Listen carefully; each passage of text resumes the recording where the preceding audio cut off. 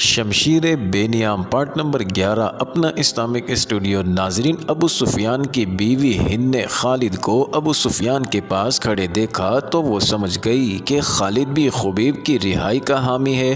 ہند نے گھوڑے کو ایڑ لگائی اور ان دونوں کے پاس جا پہنچی۔ خالد ہند نے سخت بپری ہوئی آواز میں کہا، میں جانتی ہوں تم کیا چاہتے ہو۔ کیا تم ابو سفیان کو اپنا سردار نہیں مانتے؟ اگر نہیں تو یہاں سے چلے جاؤ، میں نے جو سوچا ہے وہ ہو کر رہے گا۔ خالد، ابو سفیان نے کہا، اگر تم سمجھتے ہو کہ میرا حکم اور میرے ارادے صحیح نہیں تو بھی مجھے ان پر عمل کرنے دو۔ اگر میں نے اپنا حکم واپس لے لیا تو یہ میری کمزوری ہوگی، پھر لوگ میرے ہر حکم پر یہ توقع رکھیں گے کہ میں اپنا حکم واپس لے لوں۔ ناظرین، خالد کو آج مدینہ کے راستے میں یاد آ رہا تھا اور اسے افسوس ہو رہا تھا کہ اس نے ابو سفیان کا حکم مان لیا تھا۔ خالد کی خوبیوں میں سب سے بڑی خوبی نظم و نسق اور اپنے سردار کی اطاعت تھی۔ اس نے اپنے سینے پر پتھر رکھ کر صرف اس لیے ابو سفیان کا حکم مان لیا تھا کہ اہل قریش میں حکم عدولی کی روایت قائم نہ ہو۔ اے اہل مکہ، ابو سفیان نے دو گروہوں میں بٹے ہوئے تماشائیوں سے بلند آواز میں کہا، اگر آج یہاں دو مسلمانوں کے قتل پر ہم یوں بٹ گئے تو ہم میدان جنگ میں بھی کسی نہ کسی مسئلے پر بٹ جائیں گے اور فتح تمہارے دشمن کی ہوگی۔ اگر اپنے سردار کی اطاعت سے یوں انحراف کرو گے تو تمہارا انجام بہت برا ہوگا۔ ناظرین، ہجوم کا شور و غوغا کم ہو گیا، لیکن خالد نے دیکھا کہ اہل مکہ کے کئی ایک سردار چہروں پر نفرت کے آثار لیے واپس گھروں کو جا رہے تھے۔ انہیں دیکھ کر بہت سے لوگ بھی جو تماشا دیکھنے آئے تھے واپس چلے گئے۔ خالد وہاں نہیں رکنا چاہتا تھا، لیکن وہ خطرہ محسوس کر رہا تھا کہ دونوں گروہ آپس میں ٹکرا جائیں گے۔ اپنے قبیلے کے زیادہ تر لوگ تماشائیوں میں موجود تھے، وہ کم از کم اپنے قبیلے کو اپنے قابو میں رکھ سکتا تھا۔ ہند نے تماشے کا پورا انتظام کر رکھا تھا۔ اس کے اشارے پر 40 کم سن لڑکے جن کے ہاتھوں میں برچیاں تھیں دوڑتے اور چیختے چلاتے ہوئے تماشائیوں میں سے نکلے اور خبیب کے ارد گرد ناچنے اور چیخنے چلانے لگے۔ ناظرین، 2-4 لڑکے برچیاں تانے ہوئے خبیب تک جاتے اور دوڑ کر خبیب پر وار کرتے تھے، لیکن خبیب کو گزند پہنچائے بغیر ہاتھ روک لیتے۔ ناظرین، خبیب بدکتے اور نعرہ لگاتے تھے، میرا خدا سچا ہے اور محمد صلی اللہ علیہ وسلم خدا کے رسول ہیں۔ ناظرین، چند اور لڑکے اس طرح برچیاں تان کر ان پر ہلہ بولتے جیسے خبیب کے جسم کو چھلنی کر دیں گے، لیکن وار کر کے وار روک لیتے۔ ناظرین، خبیب کے بدکنے پر تماشائیوں کا ہجوم داد و تحسین کے نعرے اور قہقہے لگاتا۔ لڑکوں کا یہ کھیل کچھ دیر جاری رہا۔ ناظرین، اس کے بعد لڑکوں نے یہ طریقہ اختیار کیا کہ برچی کا وار بڑی زور سے کرتے، لیکن خبیب کے جسم پر اتنا سا وار لگتا کہ برچیوں کی انیاں کھال میں ذرا سی اتر کر پیچھے جاتی۔ بہت دیر تک یہی کھیل چلتا رہا۔ ناظرین، تماشائی داد و تحسین کے نعرے اور خبیب اللہ اکبر اور محمد رسول اللہ صلی اللہ علیہ وسلم کے نعرے بلند کرتے رہے۔ خبیب کے کپڑے خون سے لال ہو چکے تھے۔ ناظرین، ابو جہل کا بیٹا اکرمہ ہاتھ میں برچی لیے ان لڑکوں کے پاس جا پہنچا اور انہیں ہدایات جاری کرنے لگا۔ لڑکے اب اپنی برچیاں خبیب کے جسم میں چبو رہے تھے۔ وہ گول دائرے میں گھومتے اور ناچتے تھے۔ خبیب کے جسم کا کوئی بھی حصہ ایسا نہ رہا جہاں برچی نہ چبھی ہو اور وہاں سے خون نہ ٹپک رہا ہو۔ ان کے چہرے پر بھی برچیاں ماری گئی۔ ناظرین، جب بہت دیر گزر گئی اور لڑکے ناچ ناچ کر اور برچیاں چبو چبو کر تھک گئے تو اکرمہ نے لڑکوں کو وہاں سے ہٹا لیا۔ خبیب خون میں نہائے ہوئے تھے اور ابھی زندہ تھے اور ہر طرف دیکھ رہے تھے۔ ان کے نعروں میں کمی نہیں آئی تھی۔ ناظرین، اکرمہ ان کے سامنے جا کھڑا ہو گیا اور برچی تان کر خبیب کے سینے میں اتنی زور سے ماری کہ فاصلہ کم ہونے کی وجہ سے برچی خبیب کے جسم سے پار ہو گئی۔ خبیب شہید ہو، ان کی لاشیں یہیں بندی رہنے دو۔ ہند کی گرجدار آواز سنائی دی، اب کئی دن ان کی لاشوں کے گلنے سڑنے کا تماشا دیکھتے رہو۔ ناظرین، یہ واقعہ واقعہ جولائی سن 625 سن عیسوی کا تھا جو خالد کو یاد آ رہا تھا۔ اس نے اپنے دل میں درد کی ٹیس محسوس کی۔ خبیب اور زید کے قتل نے قریش کے سرداروں میں اختلاف کا بیج بو دیا تھا۔ جس طرح ان دو مسلمانوں نے آخری وقت نماز پڑھی اور اسلام سے نکل آنے پر موت کو ترجیح دی تھی، اس نے قریش کے کئی سرداروں پر گہرا اثر چھوڑا تھا۔ خود خالد نے اگر اسلام کی نہیں تو خبیب اور زید کی دل ہی دل میں بہت تعریف کی تھی۔ ناظرین، ابو سفیان اور اس کی بیوی ہند کے خلاف اس کے دل میں ناپسندیدگی پیدا ہو گئی تھی۔ جنگجوؤں کا شیوا نہیں تھا۔ اس نے اپنے آپ سے کہا، یہ جنگجوؤں کو زیب نہیں دیتا۔ ایک روز وہ ان سرداروں کی محفل میں بیٹھا تھا جو رسول خدا صلی اللہ علیہ وسلم کے ان دو اصحاب کے قتل کے خلاف تھے۔ کیا تم سب جانتے ہو کہ مارے جانے والے یہی دو نہیں بلکہ 6 مسلمان تھے؟ خالد نے پوچھا۔ ہاں، ایک نے جواب دیا، یہ شارجہ بن مغیث کا کام ہے۔ وہ ان 6 مسلمانوں کو دھوکے سے پھندے میں لایا تھا اور اس کے پیچھے مکہ کے یہودیوں کا دماغ کام کر رہا ہے۔ خالد نے کہا، اور اس میں یحاوہ یہودن نے 2-3 اور لڑکیاں ساتھ لے جا کر اپنے اور ان کے حسن کا جادو چلایا۔ یحاوہ جادوگرنی ہے۔ ایک سردار نے کہا کہ بھائی کو بھائی کے ہاتھوں ذبح کرا سکتی ہے، کیا یہ خطرہ نہیں کہ یہودی ہمیں بھی ایک دوسرے کا دشمن بنا دیں گے؟ کسی اور سردار نے کہا، نہیں۔ ایک بوڑھا سردار بولا، وہ محمد کے اتنے ہی دشمن ہیں جتنے ہم ہیں۔ یہودیوں کا مفاد اس میں ہے کہ وہ ہمارے اور مسلمانوں کے درمیان دشمنی اتنی پکی اور اتنی شدید کر دیں کہ ہم مسلمانوں کا نام و نشان مٹا دیں۔ ہمیں یہودیوں پر شک نہیں کرنا چاہیے۔ ایک سردار نے کہا، بلکہ ضرورت یہ ہے کہ ہم یہودیوں کو مسلمانوں کے خلاف زمین کے نیچے استعمال کریں، لیکن ایسے نہیں جیسے شارجہ نے کیا۔ خالد نے کہا، وہ ایسے بھی نہیں کہ جیسے ابو سفیان اور اس کی بیوی نے کیا۔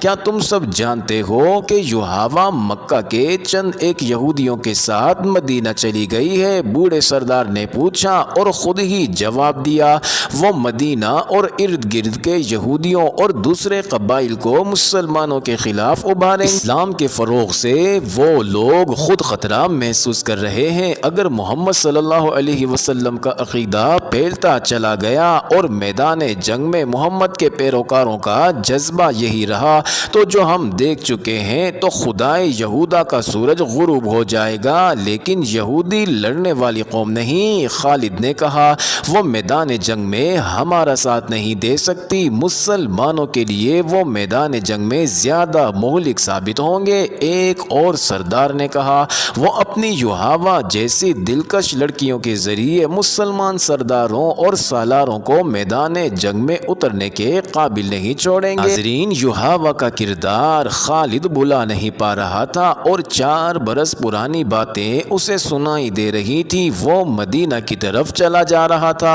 اور احد کی پہاڑی اوپر اٹھتی چلی آ رہی تھی۔ پھر یہ پہاڑی اس کی نظروں سے اوجھل ہونے لگی۔ اس کا گھوڑا گھاٹی اتر رہا تھا۔ یہ کوئی 1 میل لمبا اور 1.5-2 فرلانگ چوڑا نشیب تھا۔ اس میں کہیں کہیں مخروطی ٹیلے کھڑے تھے۔ ناظرین، یہ ریتیلی مٹی کے تھے۔ خالد کو دوڑتے قدموں کی آہٹ سنائی دی۔ اس نے چونک کر ادھر دیکھا اور اس کا ہاتھ تلوار کے دستے پر چلا گیا۔ وہ 4-5 غزال تھے، یعنی ہرن، جو اس سے نیچے دوڑتے جا رہے تھے۔ کچھ دور جا کر ایک غزال نے دوسرے غزال کے پہلو میں ٹکر ماری۔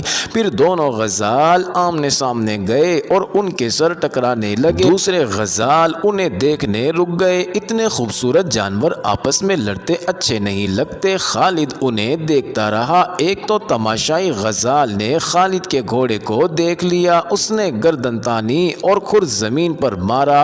لڑنے والے غزال جہاں تھے وہیں ساقط و جامد ہو گئے اور پھر تمام غزال ایک طرف بھاگ کھڑے ہوئے اور خالد کی نظروں سے اوجھل ہو گئے۔ ناظرین، قریش کے سردار 2 گروہوں میں بٹ گئے تھے۔ ان کی آپس میں دشمنی پیدا نہیں ہوئی تھی، لیکن پیار، محبت، اتحاد والی پہلی سی بات بھی نہیں رہی تھی۔ خالد کو یاد آ رہا تھا کہ سب ابو سفیان کی سرداری اور سالاری کو تسلیم کرتے تھے، لیکن کھچاؤ سا پیدا ہو گیا تھا۔ جب اتحاد کی ضرورت تھی اس وقت اہل قریش نفاق کے راستے پر چل نکلے تھے۔ خالد کو یہ صورتحال سخت ناگوار گزرتی تھی۔ کیا آپ کو معلوم نہیں کہ آپس کا نفاق دشمن کو تقویت دیا کرتا ہے؟ خالد نے ایک روز ابو سفیان سے کہا تھا، کیا آپ نے کبھی سوچا ہے کہ اس نفاق کو اتفاق میں کس طرح بدلا جا سکتا ہے؟ بہت سوچا ہے خالد، ابو سفیان نے اکتائے ہوئے سے لہجے میں کہا تھا۔ بہت سوچا ہے، سب مجھے پہلے کی طرح ملتے ہیں لیکن میں محسوس کرتا ہوں کہ بعض کے دل صاف نہیں۔ کیا تم کوئی صورت پیدا کر سکتے ہو کہ دلوں سے میل نکالا جائے؟ ہاں، میں نے ایک صورت سوچ رکھی ہے، خالد نے کہا تھا۔ میں یہی تجویز آپ کے سامنے لا رہا تھا۔ جن سرداروں کے دلوں میں میل پیدا ہو گئی ہے وہ اب سمجھنے لگے ہیں کہ ہم نام کے جنگجو رہ گئے ہیں اور ہم نے مسلمانوں کا ڈر اپنے دلوں میں بٹھا لیا ہے۔ شارجہ نے 6 مسلمانوں کو دھوکہ دے کر ان میں سے 2 کو آپ کے ہاتھوں مروا کر ہماری شکل و صورت ہی بدل ڈالی ہے۔ اس کا علاج یہ ہے کہ ہم مدینہ پر حملہ کریں یا مسلمانوں کو کہیں للکاریں اور ثابت کر دیں کہ ہم جنگجو ہیں اور ہم مسلمانوں کو ختم کر کے ہی دم لیں گے۔ ہمارے پاس جواز موجود ہے۔ ابو سفیان نے کہا تھا، میں نے احد کی لڑائی کے آخر میں محمد صلی اللہ علیہ وسلم کو للکار کر کہا تھا کہ تم نے بدر میں ہمیں شکست دی تھی، ہم نے احد کی پہاڑی کے دامن میں انتقام لے لیا ہے۔ میں نے محمد سے یہ بھی کہا تھا کہ قریش کے سینوں میں انتقام کی آگ جلتی رہے گی، ہم اگلے سال تمہیں بدر کے مقام پر للکاریں گے۔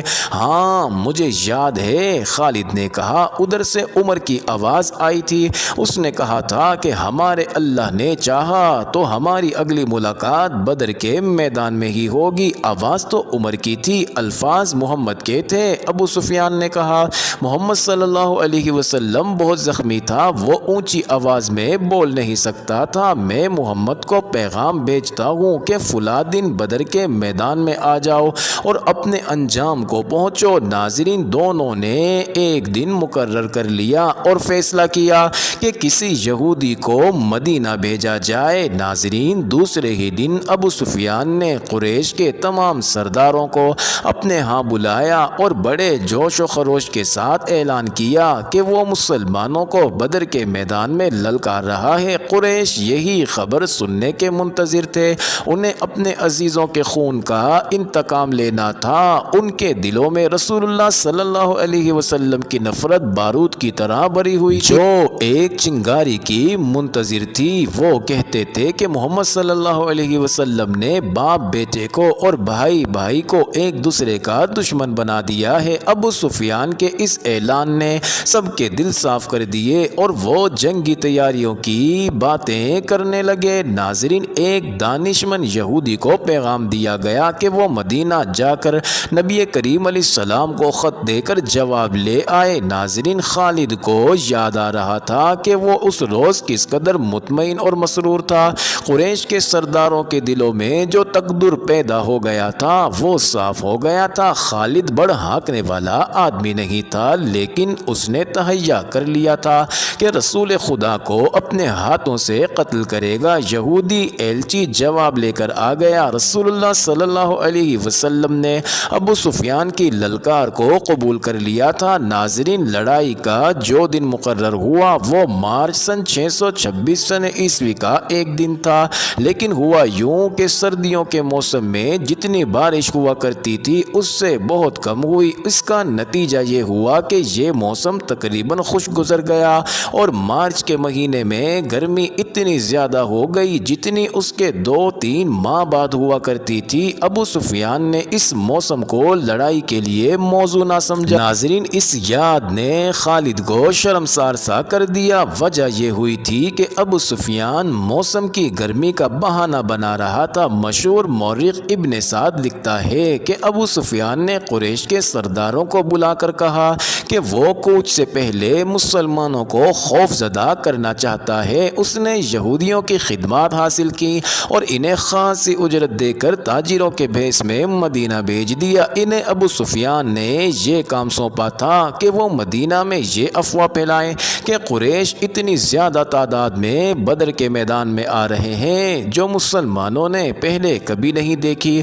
ناظرین، یہ بدبخت یہودی تاجروں کے بھیس میں نکل پڑے۔ معزز ناظرین، یہ انٹرسٹنگ ویڈیو جاری ہے، اگلی ویڈیو قسط نمبر 12 میں دیکھنا مت بھولیے گا۔